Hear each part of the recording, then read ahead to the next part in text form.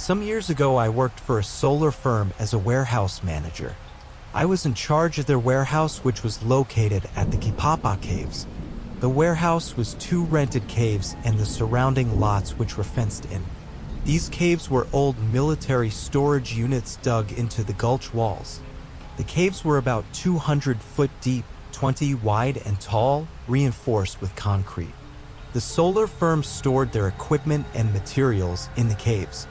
The lots were where vehicles, heavy machinery, and a few 40-foot containers were held.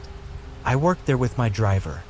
The caves had no electricity or plumbing, so a solar system and backup generator powered the caves, and a porta potty provided relief. Cell reception was spotty at best, so I would have to drive out to make cell calls. When I started working there, I had no information on the history of Kipapa Gulch. My work schedule was 6 a to 3 p. When I started work, a lot of times it was still dark, so when I got there, I had to power up the caves. If the batteries of the solar system didn't have enough juice, I'd have to power up the generator. I'd normally have to do this using only the light from my phone. It was pretty quiet at our units. The neighboring caves were quite a distance away, and they were primarily used as storage, so we really didn't see anybody around. Rarely a truck would pass by going up to the units further up the gulch. At first it was like any other workplace. Nothing out of the ordinary, but soon after I started to notice some weird happenings. The first thing I noticed that was weird was the dead animals. Walking around the site, I would find dead Jackson chameleons all over the place. They were just there on the ground dead. I figured cats were getting them, but I also noticed their carcasses were intact without damage. Looks like they just fell from the trees around the caves. There were also a lot of dead mongoose, myna birds, owls, pigeons, and ducks. All intact carcasses with no predatory marks like bites or scratches. Pretty weird, yeah? Now on to the really weird stuff. Every few days or so, I would hear banging coming from inside the containers. The containers were under lock and key. Every time I would hear the banging, I would have to unlock and open the containers and make sure nobody was inside. I would open the containers, find nobody or any animals inside. After a few weeks of this, I said F it and stopped checking. I figured the materials inside were adjusting to temperature changes. I'm okay. While working in the cave one day, walking to the back end, passing a certain spot, I smelled the strong scent of body odor. It was like I passed by very close to somebody. But nobody was there in the cave that day but me. I walked to the back of the cave, did what I needed to do back there, and proceeded to walk back to the front of the cave. As soon as got to the spot where I first smelled the bow, I again smelled the strong odor. Just as before, it seemed like I just passed by very close to somebody. I got to the entrance of the cave and quickly checked if I forgot to put deodorant on during my morning routine. But no, I did have my deodorant on. My mind playing tricks on me? I had a small desk set up at the entrance of the cave where I would work on a laptop. I would check emails from the office and do paperwork. Every so often, I would hear noises coming from the back of the caves. The noises were like something moving, and it sounded like something large, bigger than a mongoose or cat. At first, I would go back and check it out, but after quite a few times of finding nothing there, I said F it. I chalked it up to equipment adjusting to temperature changes. I'm okay again. One early morning, while it was still dark, before my driver left on his route, we heard a woman screaming coming from above the caves. The gulch walls were about 100 foot up, and the sounds came from up top. It sounded like domestics and went on for about 15 minutes. My driver and I figured there was a subdivision up there and a couple were having it out. A few weeks later, during a lull in work, my driver and I decided to drive up gulch and check out the other caves. We drove about a mile up the gulch and came to the last cave. From there, we could see our cave and what was directly above it. To our amazement, on the plateau above our cave, there was no subdivision, no houses, no roads, no nothing. Who was up there screaming? We had a lot of machinery, vehicles, electronics, mechanical equipment, solar systems, etc. Everything would seem to crap out, even our personal vehicles and property. We would have to call our technicians to come and repair the equipment and machinery. They were constantly there repairing stuff, but what was weird was a lot of times they would come down and find nothing wrong with the equipment, where all of a sudden the equipment started to work fine. After a while of this, we started to video ourselves starting up equipment so we could show them we were doing it correctly and the equipment in fact was not working before we called for repair. But this is creepiest thing that happened to me there. One day I loaded my driver up and he left for his route. I then had to go do my business. I went into the porta potty and locked to the door. Before I could do anything, the stall began to shake back and forth. I yelled out thinking my driver came back and was playing a joke on me. I unlocked the door, hopped out thinking I would find my driver laughing. But no one was there. I ran up to the cave to see if anybody was around, again nobody there. I called my driver, the call went through, and he was already on the freeway. He thought I was crazy after I told him what happened. After that I tried not to use the porta potty as much as I could. After a year there I was laid off due to a slump in the solar business. Only then I decided to seek out the history of that place. Look up the history of old Hawaii Kipapa Gulch and let me know what you think. By the way, one of the caves across from where our caves were is where the illegal fireworks disposal crew lost their lives. It is said that a crew member was smoking in the cave where they stored seized illegal fireworks.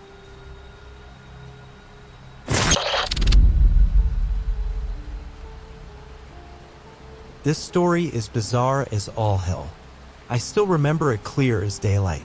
It was probably May 1st, 2005 in my hometown of Bumfuck Nowhere, Maine. I was 4 years old with my father walking around the May Day Festival. It's a small festival put on every year at the local high school with a bounce house, baked good, face painting, fire safety teachings, and one lone paramedic in case anything weird to transpire. A couple food vendors here and there. Now, this specific year they had a random clown doing balloon animals for all the kids. And I asked my father, "Will you get me one?" He looked over at the clown, smiling, then down at me. "Why don't you wait here for a moment, let me grab us some water and we can go together," he said, giving me a happy medium. I smiled up at him, but also being 4 and naive, I didn't listen. I marched my little legs over to the tall man.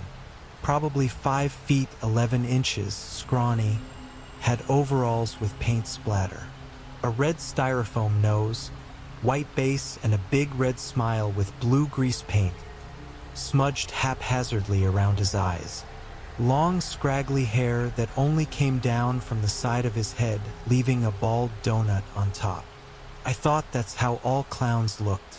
He had white gloves, stained in brown and deep mahogany colors. I thought paint, but who fucking knows at this stage? He was making a giraffe for a little boy before me, and I was too shy to interrupt, just kind of mesmerized. When he was done, I stepped forward very bashful and stuttered out a weak, "Excuse me, sir?" His head whipped over at me and his eyes stared almost through my soul. I could not see irises, just black pupils. I was about to ask him for a sword or something when he reached down so quick, grabbed my left wrist, yanked it up, and sank his teeth into my forearm. I was shrieking within a millisecond. The guy let go of me and darted off down the back exits of the high school. I had a giant bite mark outlining my arm. My father was by my side immediately. He looked up and saw the guy taking off down the road. He was mad but just picked me up and ran me over to the paramedics tent. There were cops called, people surrounding us at the tent trying to see my arm. In a small town like that, everyone has to be involved. This was pre-high quality cell phone days, so no one was filming this or anything, but plenty of my hometown residents saw it. All horrified. Everyone who saw had to give a statement to the cops, including me and my father. After all these years, my father told me the event coordinators came up to him after my mom picked me up and said they never hired a clown for entertainment, nor did the cops ever find the guy. They told my dad it was probably some drugged-up junkie having a bad trip and took it out on me. My hometown has one of the worst drug epidemics in the state, so it would not surprise me. Irony of this whole story, my mom sent me to circus school when I was in middle school, and she also started an animal-free circus made entirely of puppets. You could say I now have clown DNA.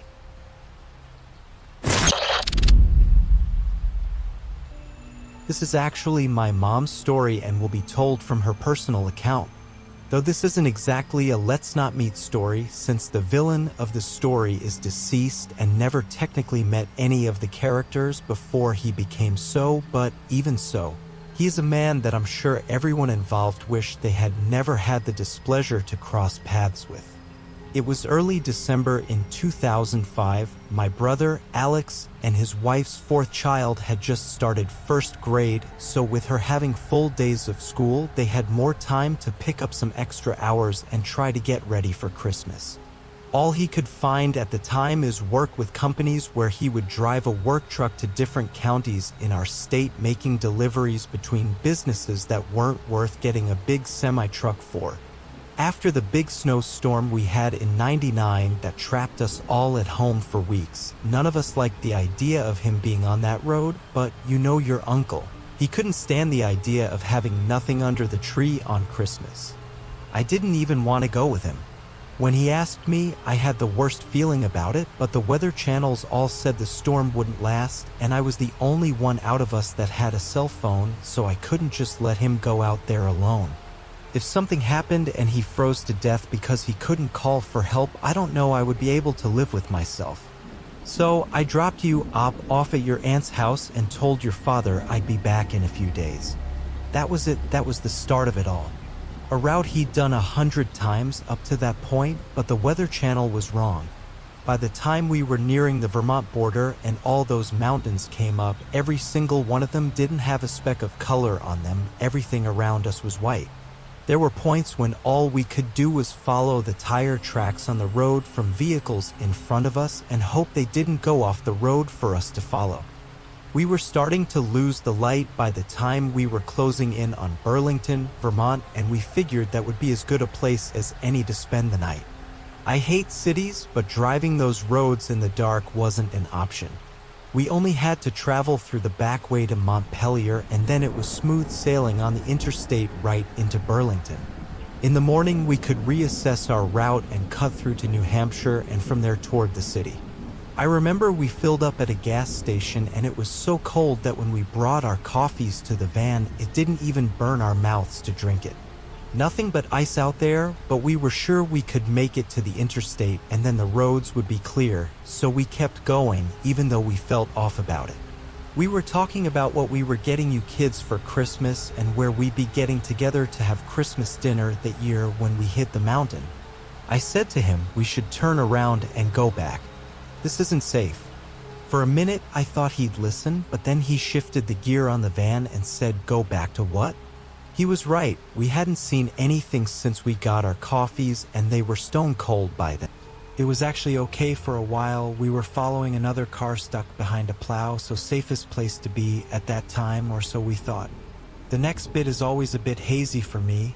We saw the snow plow jerk toward the edge of the mountainside, and we were so afraid of him going through the bars and off the side of the mountain. I didn't even consider what he was jerking away from until I heard Alex yell. I was watching the snow plow trying to right itself and keep itself on the road, and I didn't even have time to look out the windshield to see what he was yelling about before the car in front of us hit us. When everything stopped moving, my coffee was everywhere. All over me, the windshield, my phone, everything. My chest was on fire and my legs felt like they'd been hit by a car. I checked my phone first thing, but no good, it was gone. So much for calling for help. The next thing I checked was my brother. His mouth was bleeding and his eyes were closed. But when I said his name and shook him, he groaned, so at least I knew he was alive. All I could see in front of us was ice and rock, so I had no idea what the other driver's states were. but I had to get to a phone and get help, so I told him to stay put and got out of the car. Of course, he didn't listen to me because he never does. So before I could even register what I was looking at, he was behind me calling my name and telling me not to leave him. In front of us was this large work truck, and flat as a pancake right in the front of it was the car in front of us. I couldn't move. They had to be dead. No one could have survived that.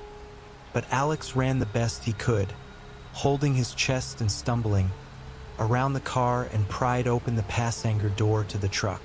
I finally got out of my daze when he told me to stay away from the truck, and my heart sank. Was everyone dead? Were we the only ones who survived? That's the day I realized that hell wasn't a place. Being all alone on that mountain, surrounded by metal, rocks, freezing cold wind, ice, and dead bodies, with no way to get help and miles away from anyone or anything. That was the worst feeling I've ever experienced. There was another vehicle that wasn't there, though, someone who might be alive. The snowplow was gone. There was a big dent in the guardrails and we couldn't see him, so he left us to go get help. What else could we think? No one that's not pure evil could see what we saw and not stay to help unless they knew they needed to get the police. I was about to mention the snowplow when he finally got the door open, only to find himself up to his ankles in trash. He didn't hesitate though. He was going for the radio and climbed into the truck where I couldn't see him. I panicked, even him just being out of sight. I couldn't stand being alone up there, so I ran to the truck despite knowing what I'd find, but I had to stop before I got to the door anyway. It smelled like a brewery mixed with pennies. I knew that smell. Enough alcoholics are in our family to know that smell. Alex cursed and tumbled back out of the truck, and I went to him to help him up, trying to ignore the fresh blood on his clothes and the ever stronger smell of alcohol and blood filling my nose coming from the now open door. Radio's dead. Thing won't even start. He snarled, gripping his chest again. I started to tell him my thoughts on the plow when we heard a horrible scream that made us both flinch away from the panic behind it. I practically dropped Alex on the ground, racing back around to the front of the truck to the car, and inside was a young girl. She was beautiful, brown hair with blonde highlights, a Lilo and Stitch shirt, and the most beautiful blue eyes I'd ever seen that were filled with tears and terror. She was confused and screaming in between words, reaching out to me, and I grabbed her hands. Alex, in a rush to get to me and get me away from the scene, crashed into me, and she cried out when my hands were pulled from hers, but I was right back to the window in seconds with her, pushing him off me. "We'll get you out, honey, I promise." I turned on Alex. As he tugged on me again, he had to have some sort of idea, right? He could get her. One door was already pried open, we could do another. But his eyes were gigantic when he looked at me, and he wouldn't say a word. Coming from a guy who has never shut up since the day he was born, I met his eyes, then followed where he led my gaze to, and a fresh set of tears sprung on me all over again. Right underneath the feet of Stitch on her shirt and the bit of her stomach that was showing with how she was sitting, there was only solid metal. The rest of her couldn't even be seen. She didn't seem to understand what happened to make me react like that, and started panicking when she followed our eyes. Realizing what we did, she began panicking all over again, begging us to tell her where her legs were. So I shushed her, holding her hands tight and promising her that she'd be okay, that help was coming and they'd get her out. I don't know how long I stood there. Alex eventually went back to the truck and in the mostly undamaged back of ours to see if he could find anything to help fight off the cold. While we waited, but there wasn't much. He even searched the area and the trash that fell out of Drunk Man's truck. But no luck there either. I gave her my jacket after we put on every piece of clothing that we brought with us for the trip. She was getting cold though, and her voice was getting weaker, more quiet. It was completely dark by then. All we could see was what the snow led us and our flashlights that would run out of battery eventually. Alex tried to convince me to get back into our vehicle, to get out of the wind, but I just couldn't leave her. When I looked into her eyes, all I could see was you when you got that age. One day, she wasn't even 20 yet, trying to get home for Christmas. She told me about her family, about college and her life up to that point, and her asshole boyfriend that was supposed to come with her but canceled at the last minute to spend the holidays with his friends instead. She decided before the end that it was a good thing, though. She said he was a good man and he didn't deserve to die like this too. She was much more calm by this point, not even acknowledging the fact that she was practically in half. I think deep down she knew she wasn't going home and needed someone to listen to her as she tried to make sense of how this could be how her life was going to end. She kept mentioning how cold it was getting, but as soon as Alex noticed me removing my layers of clothing to give to her, he scolded me, demanding that I keep as bundled up as possible. He told me that she was already dead, and we're the ones who needed the warmth, not her. I knew he was right, but I cursed him anyway, shoving him away from her. Even if she too knew he was right, he didn't need to say that in front of her. She had even grown quiet after some time, us giving each other assurances that everything would be okay, instead of the conversation of before. By that time, I was struggling against the cold, even with Alex hugging me, trying to keep the wind on his back and off from me, when we heard sirens in the distance. My brother and I looked at each other and, without even saying anything or showing any emotion, he staggered and limped as fast as he could toward them, holding the flashlight over his head and waving it.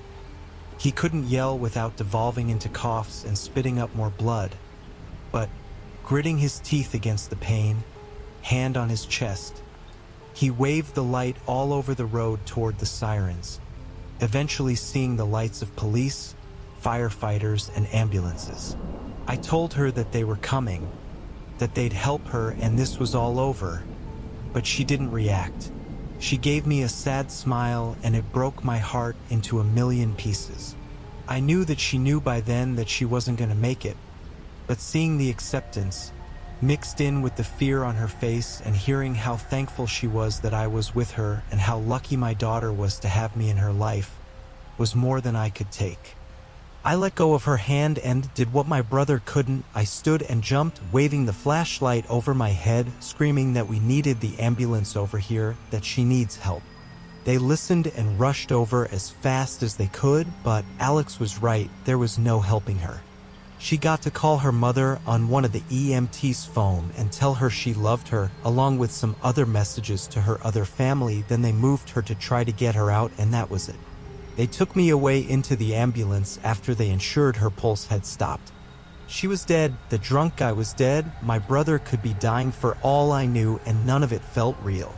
My brother and I were allowed to ride in an ambulance together. It was against protocol, but given what we just went through and how devastated I was, they allowed it.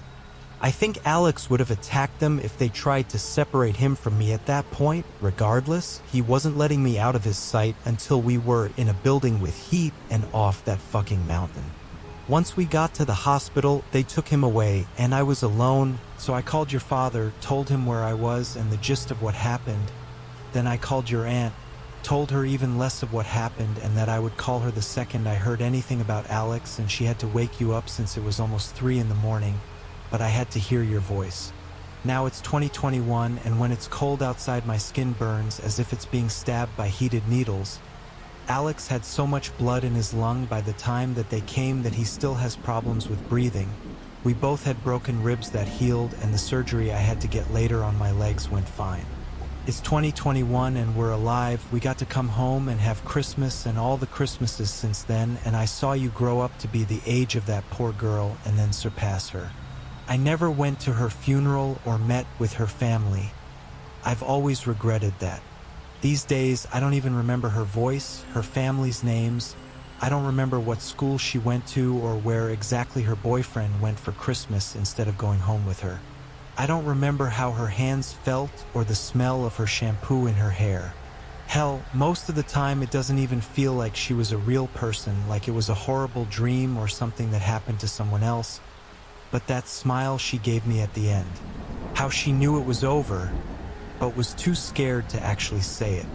How one of her last acts was to reassure me that she knew that she was going to die and that it was going to all be okay. Just like we said, that I will never forget.